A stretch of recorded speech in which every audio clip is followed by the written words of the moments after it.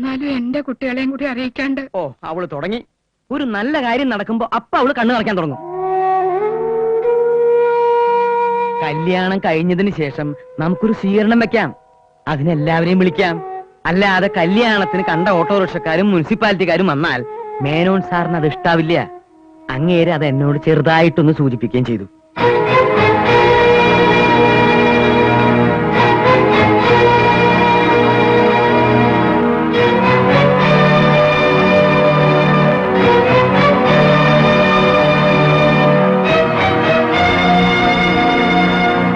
എന്താ എല്ലാവരും കൂടെ? എന്താ ഒന്നും മിണ്ടാത്തെ? ഞങ്ങളെ മരുമക്കളായിട്ട് അംഗീകരിക്കണ്ട. പക്ഷെ ഇവര് മക്കളാണെന്നുള്ളത് നിങ്ങൾക്ക് നിഷേധിക്കാൻ പറ്റുമോ? അയ്യോ, എന്താ ഇങ്ങനെയൊക്കെ? സ്വന്തം അളിയന്റെ കല്യാണക്കാര്യം നാട്ടുകാര് പറഞ്ഞിട്ടാണോ ഞങ്ങൾ അറിയേണ്ടത്? ഞാനൊന്ന് പറഞ്ഞോട്ടെ സുധാകര. ഒന്നും പറയണ്ട. സ്റ്റാൻഡേർഡ് ഇല്ലാത്ത ഞങ്ങളോട് സംസാരിക്കാൻ അമ്മാവിന്റെ നാണക്കേടുണ്ടാവും. കെട്ടിച്ചയച്ചതോടെ എല്ലാ ബന്ധങ്ങളും തീർന്നു എന്ന് കരുതിയല്ലേ? അമ്മയ്ക്കെങ്കിലും ഒരു വാക്ക് പറയായിരുന്നില്ലേ? ഇങ്ങനെ 3 മക്കളില്ലെന്ന് നിങ്ങൾ കരുതിയാ മതി. വാ, നമുക്ക് പോവാം. വാ ചേച്ചി. നിൽക്ക്. എല്ലാവരും പറഞ്ഞു കഴിഞ്ഞില്ലേ? നിങ്ങളുടെയൊക്കെ വിഷമം എനിക്ക് മനസ്സിലാക്കാവുന്നേ ഉള്ളൂ. നിങ്ങൾ ഇത്രയ്ക്കൊക്കെയല്ലേ പറഞ്ഞുള്ളൂ. നിങ്ങളുടെ സ്ഥാനത്ത് ഞാനായിരുന്നുവെങ്കിൽ അമ്മായിയപ്പന്റെ ചെകിട്ട് തുറന്ന് പൊട്ടിച്ചേനെ.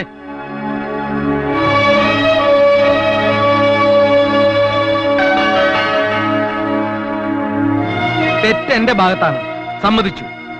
പക്ഷേ നിങ്ങൾ വിശ്വസിച്ചാലും ഇല്ലെങ്കിലും ശരി, ഞാൻ ശാരദയുടെ കൂടെ നിങ്ങളെ ക്ഷണിക്കാൻ വരികയായിരുന്നു. അല്ലേ ശാരദ? അതെ മക്കളെ.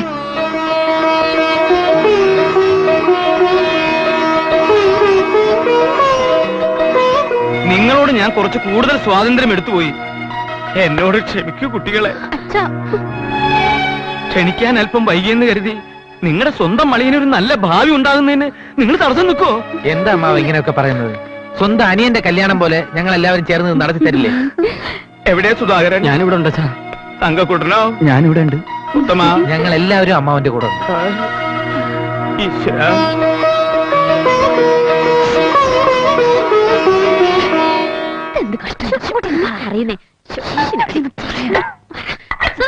അമ്മേ, ഞങ്ങൾ അമ്മയോട് മറ്റൊരു കാര്യം പറയാനും കൂടിയാ വന്നത്. എന്താ മോളെ? സുധാരേട്ടന് ഒരു ഹോട്ടൽ തുടങ്ങാൻ പരിപാടി ഇട്ടിട്ടുണ്ട്. ആണോ? നല്ല കാര്യമാണല്ലോ. ഹോട്ടലിന് പേര് വിട്ടു, ഹോട്ടൽ ജയലക്ഷ്മി എന്ന്. പിന്നെ ഉത്തമേട്ടനും പുതിയ ചില പരിപാടികളൊക്കെ ഉണ്ടോ? അതെന്താ? ഒരു വർക്ക്ഷോപ്പ്. ജയശ്രീ ഓട്ടോമൊബൈൽസ്. അമ്മേ, നമ്മുടെ ആളിനും ചില പരിപാടികളൊക്കെ ഇല്ലാതില്ല. പക്ഷെ അമ്മ സഹായിച്ചാൽ നടക്കും. അതെ അമ്മേ. ഞാനോ? അതെ അതെ. അച്ഛനോട് പറഞ്ഞ അമ്മ ഓരോ ലക്ഷം രൂപ വീതം ഞങ്ങൾക്ക് വാങ്ങിച്ചു തരണം. ഞങ്ങളുടെ അമ്മയല്ലേ? ഒരു നല്ല കാര്യത്തിനല്ലേ? അമ്മ പറഞ്ഞു നോക്കാം.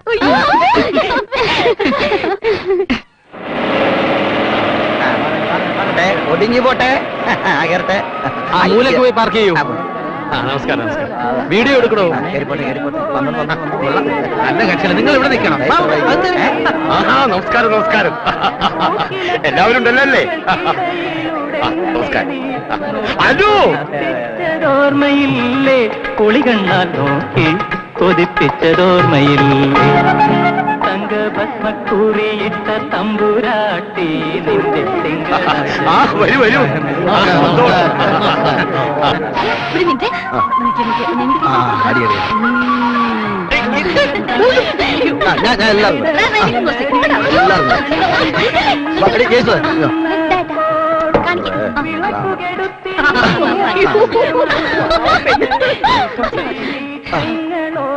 ഇപ്പൊ എങ്ങനെയുണ്ട്? കുട്ടപ്പനായില്ലേ?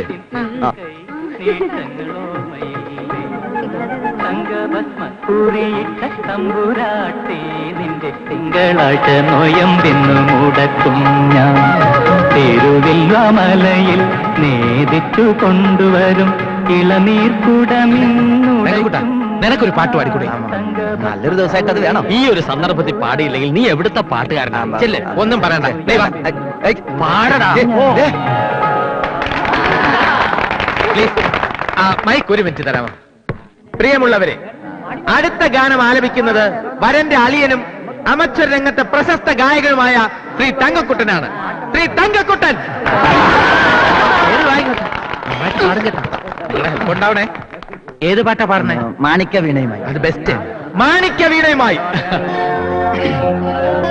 പാട്.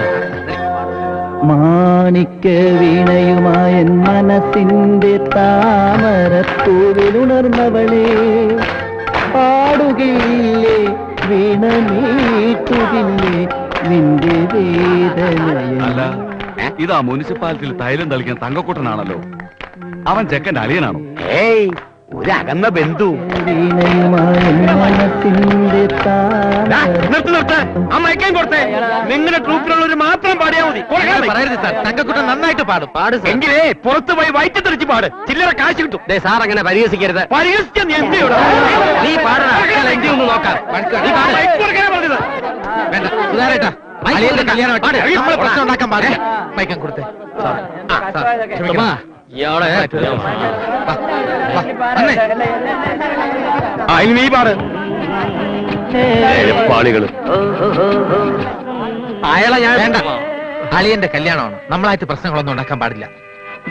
നീ വിഷമിക്കണ്ട. നിനക്ക് എത്ര പ്രോഗ്രാം വേണം ഞങ്ങൾ ഏർപ്പാടാക്കി തരാം. ഞങ്ങളുടെ ഓട്ടോ തൊഴിലാളി യൂണിയന്റെ അടുത്ത കോൺഫറൻസിന് നിന്റെ ഗാനമേളടാ. എന്താണ് ഇത്? ചങ്കക്കുട്ട എന്താ ഇത്? ആ, കള, വാ.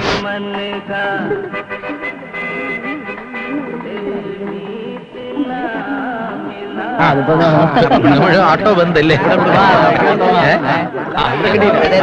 എല്ലാം ദൈവനിശ്ചയ. കാര്യങ്ങളൊക്കെ ഭംഗിയായിട്ട് അങ്ങ് നടക്കും, അത്ര തന്നെ.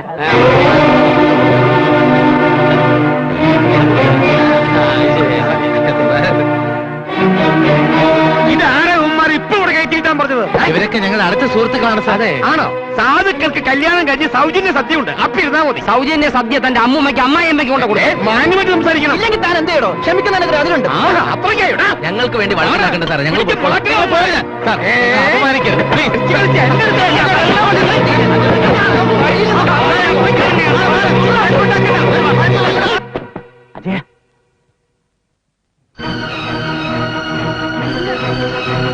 തന്റെ ഈ ആഗ്രഹം നടക്കില്ല. നടത്തിക്കില്ല. ആ കാണാം. ഈ അഹങ്കാരത്തിന്റെ സ്വയം ഞങ്ങളോട് വേണ്ട. ക്ഷമിക്കുന്നതിനൊരു അതിരുണ്ട്. ഒരുമാതിരി വേഷങ്ങൾ കാണിക്കരുത്. പ്രശ്നം അജയ, ഇവന്മാരിവിടെ ഇറക്കി വിടാതെ കല്യാണം നടക്കില്ല. ഞങ്ങളുടെ ആൾക്കാരെ ഇറക്കി വിട്ടാൽ ഞങ്ങൾ പോകും. ഞങ്ങൾ പോയാലേ ചെക്കന് ഞങ്ങളോടൊപ്പം കാണും. ചെക്കനില്ല തന്റെ പോലെ താൻ കെട്ടു. എന്നാൽ രണ്ടിലൊന്ന് അറിഞ്ഞിട്ട് മതി. ആ മതി. അജയ, എന്താ നിന്റെ തീരുമാനം? ഒരു മിനിറ്റ്. ഞാൻ പറയുന്ന നോക്കാം. കാര്യം പറ. എന്താ? എന്താ എന്താ താനെന്താടോ പന്തങ്ങളുടെ പെരിച്ചാഴിയെ പോലെ നിൽക്കുന്നേ? അവരൊക്കെ വലിയ ആൾക്കാര്. നിങ്ങൾ വെറുതെ പ്രശ്നമൊന്നും ഉണ്ടാക്കണ്ട. തൽക്കാലം നിങ്ങൾ ആൾക്കാരൊന്ന് മാറിയിക്കാൻ പറ. അവർക്ക് അടുത്ത പന്തിയിൽ ഊണ് കൊടുക്കാം. അങ്ങനെ ആരുടെ സൗജന്യം ഒന്നും വേണ്ട. ഞങ്ങളുടെ ആൾക്കാരെ ഇറക്കി വിടുന്നതിന് നീ കൂട്ടു നിൽക്കുന്നുണ്ടോന്നാണ് അറിയേണ്ടത്. നീ എന്താ ഒന്നും മിണ്ടാത്തത്? അവരില്ലാത്ത കല്യാണത്തിന് ഞങ്ങളുമില്ല. ഇവിടെ കിടന്ന് അലമുണ്ടാക്കുന്നേക്കാൾ നല്ല നിങ്ങൾ അറിയി പോന്നോ? പറയുന്നതിന് അർത്ഥം മനസ്സിലാകുന്നുണ്ടോ? എന്റെ അമ്മ ഇതിൽ ഇടപെടണ്ട. നിങ്ങളൊന്ന് നിർത്ത്. നമുക്ക് പരിഹാരം ഉണ്ടാക്കാം. വേണ്ട,